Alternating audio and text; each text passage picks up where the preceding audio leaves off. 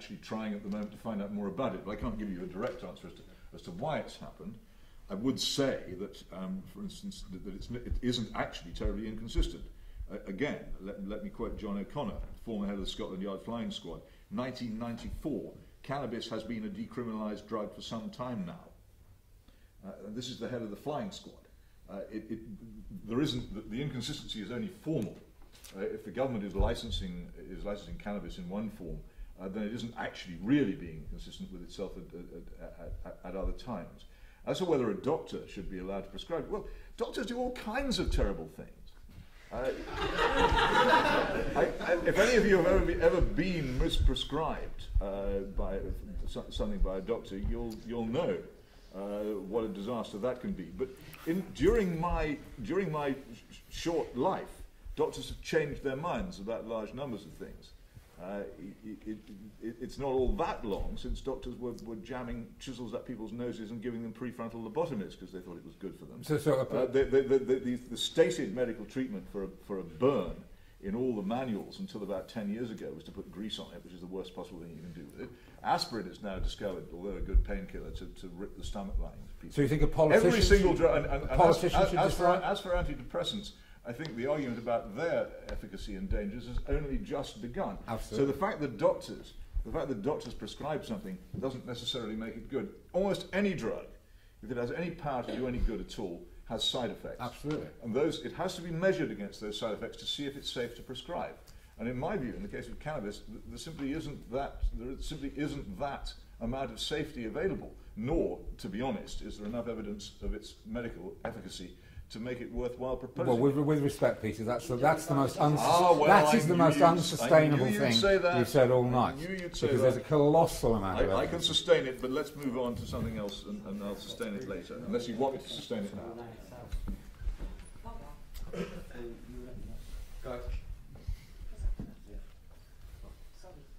Okay, clearly see there's quite a lot of contention in the room, which is fine. That was the idea, that's why I came. It'd be very boring if there wasn't. So what we're going to do now is we're going to do one more back and forth. We'll have questions for the proposition. We'll have an abstention. We'll have a question for the opposition. Then we'll take a few points from the floor, a few general points.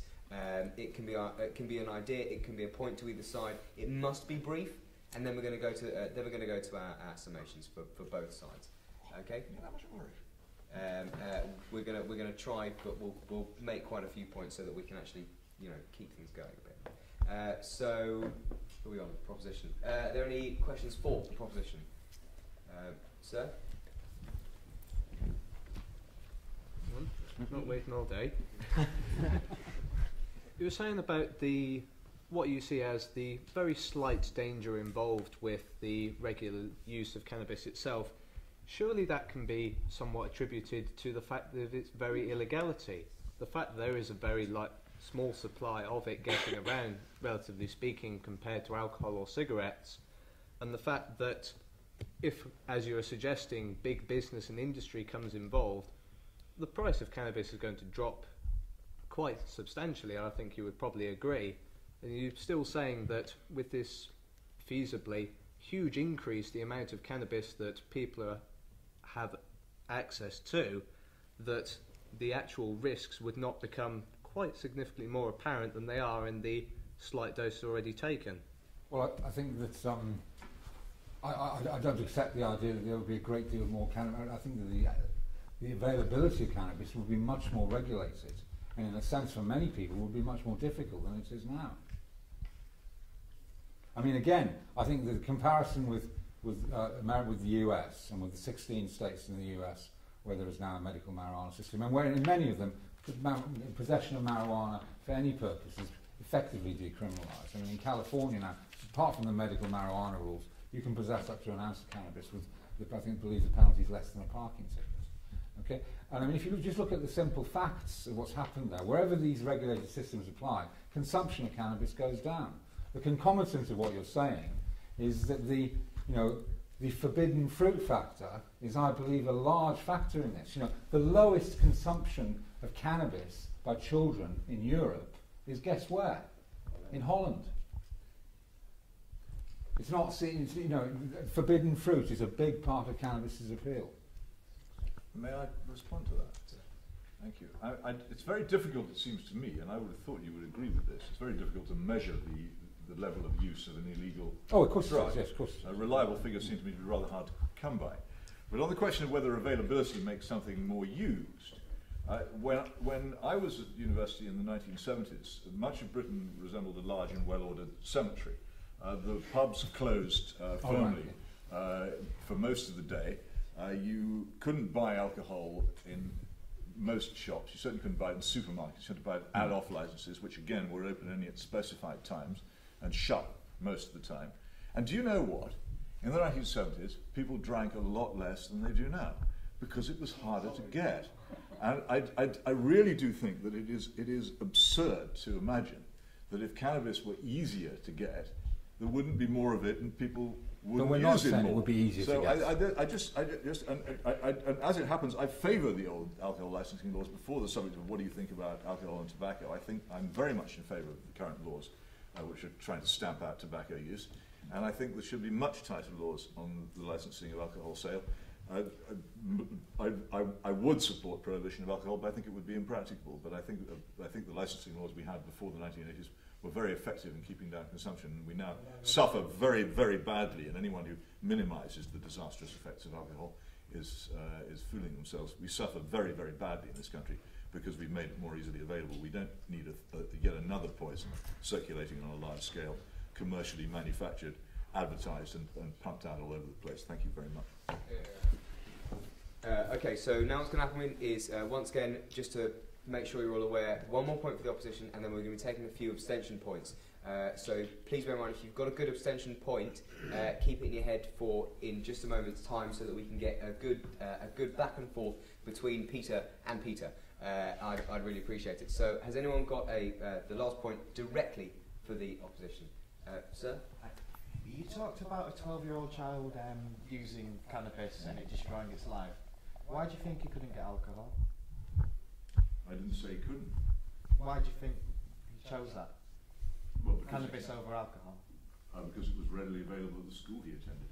Not it, he. Because it was illegal and he couldn't get fake ID for it, like you have to do with alcohol. Well, I dealt with that a moment or two ago. Do you really honestly believe that children are prevented from getting hold of alcohol by I'm not saying ID that's cards? prevented, it's about minimisation, Because they're isn't not. it? You reduce as much as possible. I was making a TV programme in a park in Birkenhead, not all that far from here, a couple of years ago, and it was full of 11 and 12-year-olds with bottles of vodka.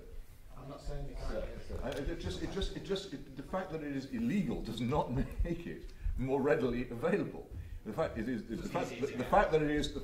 is illegal and the law against it is not enforced, which is the case, and Mr. Reynolds does not disagree with me about that.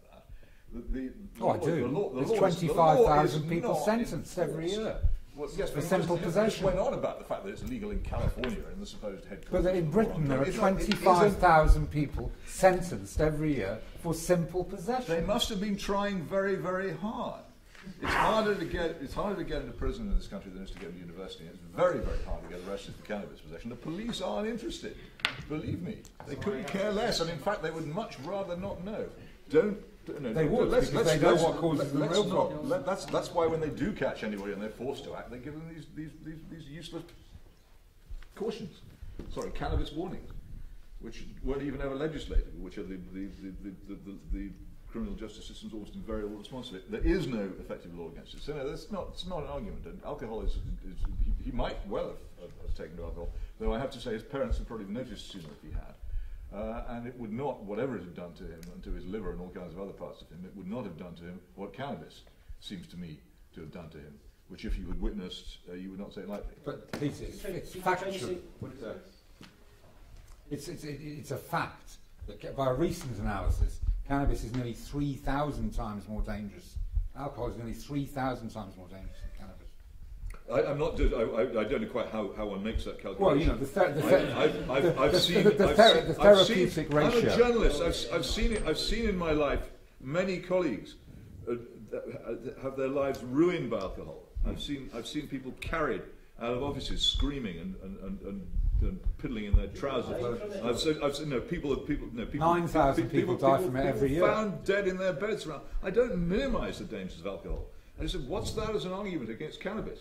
If you've got one stupid... Well, it's an argument of individual liberty. One stupid poison, a liberty at large in your society, how could that possibly be an argument to have another one? Cannabis It is not doesn't a poison. follow. You Use cannot, your under wits, any man. terms, describe cannabis as a poison.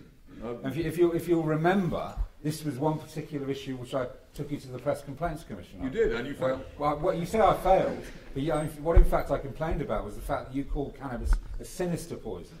And I said to the Press Complaints Commission that you were perfectly entitled to call it sinister if you wanted to, but you weren't entitled to call it a poison. And they rejected my complaint. They did. So I took it to the independent reviewer.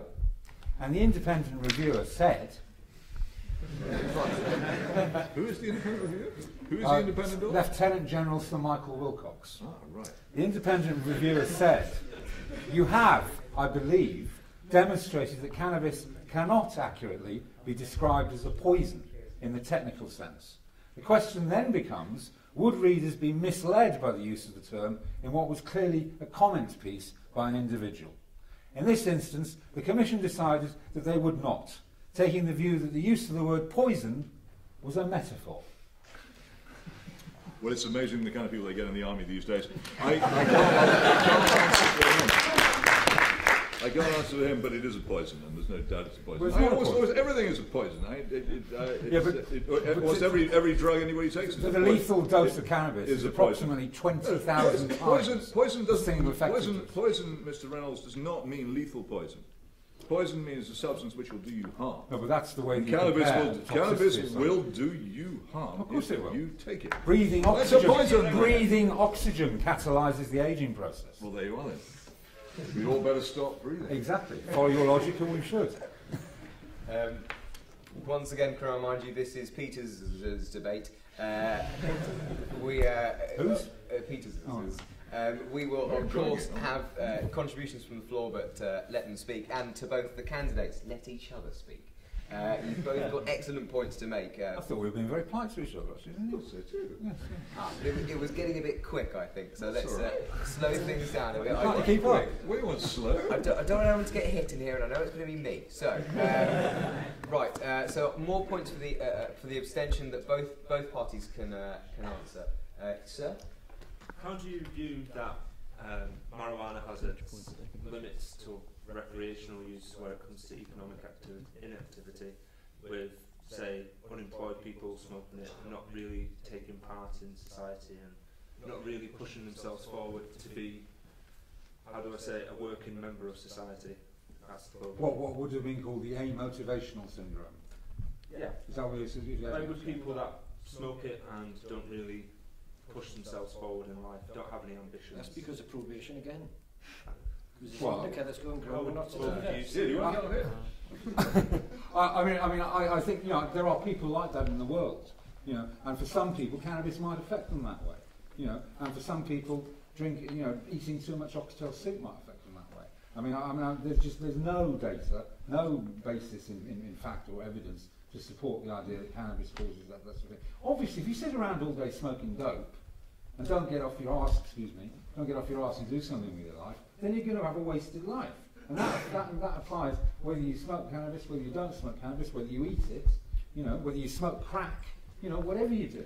There's no direct relationship between the two. Well, we don't know. I don't think. If anybody's done any work on cannabis and motivation, I haven't seen it. So Well, it's certainly true that if school children smoke a lot of cannabis, their educational performance I think deteriorates. that is. But I mean, it's any self-evident. teacher will say that. Self-evident. Whether the work's been done, I don't know. I think it's safe to say it's quite likely. The most irritating pro-cannabis person I know is a columnist on an unpopular newspaper who always says when challenged, "Well, I smoked cannabis at university and I got a first from Oxford." Well, maybe she did, but possibly it would have been a better one if she hadn't. I don't think that cannabis universally has the same effect on everybody. No, but it seems to me that if you're unmotivated, it'll make you more so. It wouldn't help. But the real problem with unemployed people is that they're unemployed, and that they should not be unemployed, and that's the real argument. But obviously it has an effect on people, but it will probably exaggerate whatever state you're already in. I don't think that if you were an unemployed person, it would be a good idea to smoke dope, not least because the smell of it might put any potential employer off you when you went in for an interview. Just as it would I don't think we can be scientific